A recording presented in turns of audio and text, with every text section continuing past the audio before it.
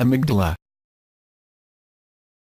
The amygdala are almond-shaped groups of nuclei located deep and medially within the temporal lobes of the brain in complex vertebrates, including humans. Shown in research to perform a primary role in the processing of memory, decision-making, and emotional reactions, the amygdala are considered part of the limbic system. Structure. The regions described as amygdala nuclei encompass several structures with distinct connectional and functional characteristics in humans and other animals.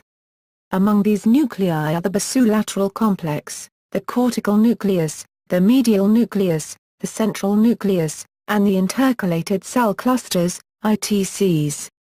The basolateral complex can be further subdivided into the lateral, the basal, and the accessory basal nuclei.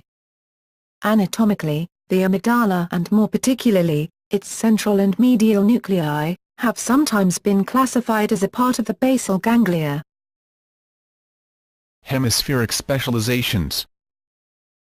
There are functional differences between the right and left amygdala.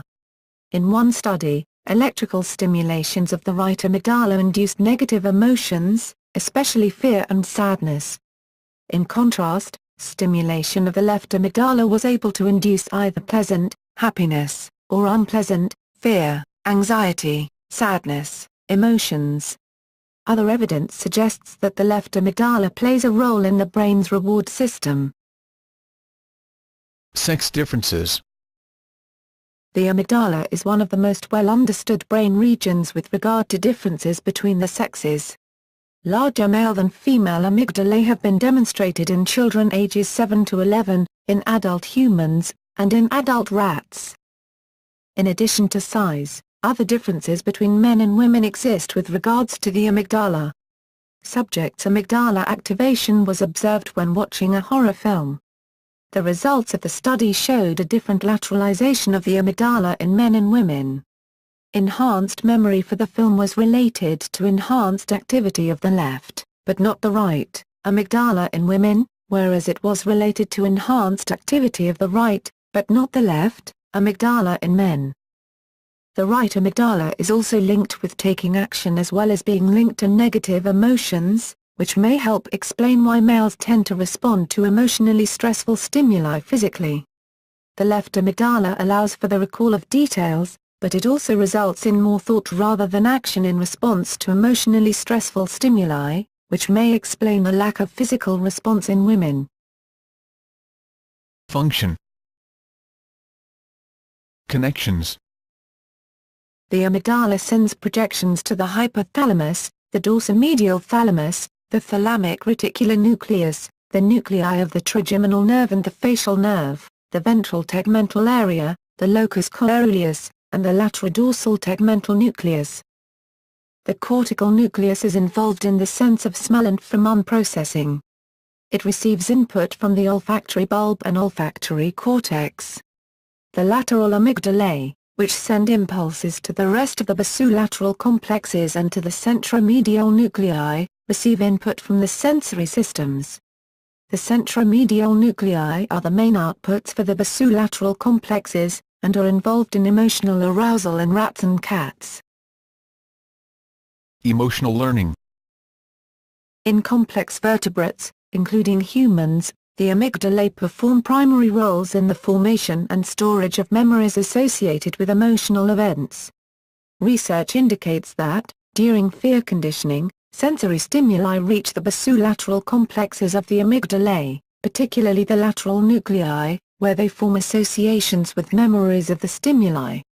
The association between stimuli and the aversive events they predict may be mediated by long-term potentiation, a sustained enhancement of signaling between affected neurons. Memories of emotional experiences imprinted in reactions of synapses in the lateral nuclei elicit fear behavior through connections with the central nucleus of the amygdala and the paired nuclei of the stria terminalis, BNST. The central nuclei are involved in the genesis of many fear responses such as defensive behavior, freezing or escape responses, autonomic nervous system responses, changes in blood pressure and heart rate tachycardia, neuroendocrine responses, stress hormone release, etc. Damage to the amygdala impairs both the acquisition and expression of Pavlovian fear conditioning, a form of classical conditioning of emotional responses. The amygdala are also involved in appetitive, positive, conditioning. It seems that distinct neurons respond to positive and negative stimuli, but there is no clustering of these distinct neurons into clear anatomical nuclei. However, lesions of the central nucleus in the amygdala have been shown to reduce appetitive learning in rats. Lesions of the basolateral regions do not exhibit the same effect. Research like this indicates that different nuclei within the amygdala have different functions in appetitive conditioning. Memory modulation. The amygdala is also involved in the modulation of memory consolidation. Following any learning event, the long-term memory for the event is not formed instantaneously.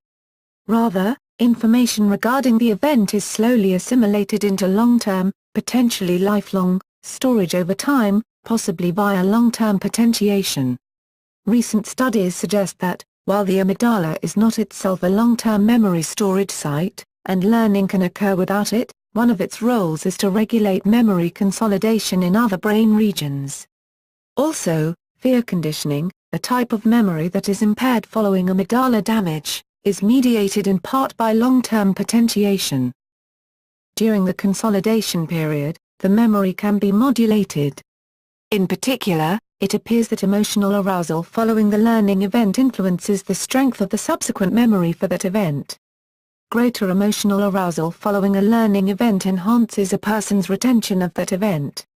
Experiments have shown that administration of stress hormones to mice immediately after they learn something enhances their retention when they are tested 2 days later. The amygdala, especially the basolateral nuclei, are involved in mediating the effects of emotional arousal on the strength of the memory for the event, as shown by many laboratories including that of James McGrath. These laboratories have trained animals on a variety of learning tasks and found that drugs injected into the amygdala after training affect the animal's subsequent retention of the task. These tasks include basic classical conditioning tasks such as inhibitory avoidance, where a rat learns to associate a mild food shock with a particular compartment of an apparatus, and more complex tasks such as spatial or cued water maze, where a rat learns to swim to a platform to escape the water. If a drug that activates the amygdala is injected into the amygdala, the animals had better memory for the training in the task. If a drug that inactivates the amygdala is injected, the animals had impaired memory for the task. Buddhist monks who do compassion meditation have been shown to modulate their amygdala, along with their temporoparietal junction and insula, during their practice. In an fMRI study, more intensive insular activity was found in expert meditators than in novices. Increased activity in the amygdala following compassion-oriented meditation may contribute to social connectedness. Amygdala activity at the time of encoding information correlates with retention for that information. However, this correlation depends on the relative emotionalness of the information. More emotionally arousing information increases amygdala activity, and that activity correlates with retention. Amygdala neurons show various types of oscillation during emotional arousal, such as theta activity. These synchronized neuronal events could promote synaptic plasticity, which is involved in memory retention, by increasing interactions between neocortical storage sites and temporal lobe structures involved in declarative memory. Research using Rorschach test plot 03 finds that the number of unique responses to this random figure links to larger-sized amygdalae. The researchers note, since previous reports have indicated that unique responses were observed at higher frequency in the autistic population than in the non-autistic normal population, this positive correlation suggests that amygdala enlargement in the normal population might be related to creative mental activity. Neuropsychological correlates of amygdala activity. Early research on primates provided explanations as to the functions of the amygdala, as well as a basis for further research. As early as 1888, rhesus monkeys with a lesioned temporal cortex, including the amygdala, were observed to have significant social and emotional deficits. Heinrich Kleve and Paul Bucy later expanded upon this same observation by showing that large lesions to the anterior temporal lobe produced noticeable changes, including overreaction to all objects, hypoemotionality, loss of fear, hypersexuality, and hyperality, a condition in which inappropriate objects are placed in the mouth. Some monkeys also displayed an inability to recognize familiar objects and would approach animate and inanimate objects indiscriminately, exhibiting a loss of fear towards the experimenters. This behavioral disorder was later named Kleve-Bucy syndrome accordingly, and later research proved it was specifically due to amygdala lesions. Monkey mothers who had amygdala damage showed a reduction in maternal behaviors towards their infants, often physically abusing or neglecting them. In 1981, researchers found that selective radio frequency lesions of the whole amygdala caused Kleve-Bucy syndrome. With advances in neuroimaging technology such as MRI, neuroscientists have made significant findings concerning the amygdala in the human brain.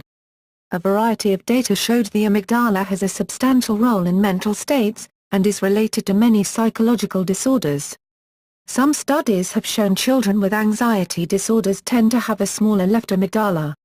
In the majority of the cases, there was an association between an increase in the size of the left amygdala with the use of SSRIs, antidepressant medication, or psychotherapy. The left amygdala has been linked to social anxiety, obsessive and compulsive disorders, and post-traumatic stress, as well as more broadly to separation and general anxiety. In a 2003 study, subjects with borderline personality disorder showed significantly greater left amygdala activity than normal control subjects.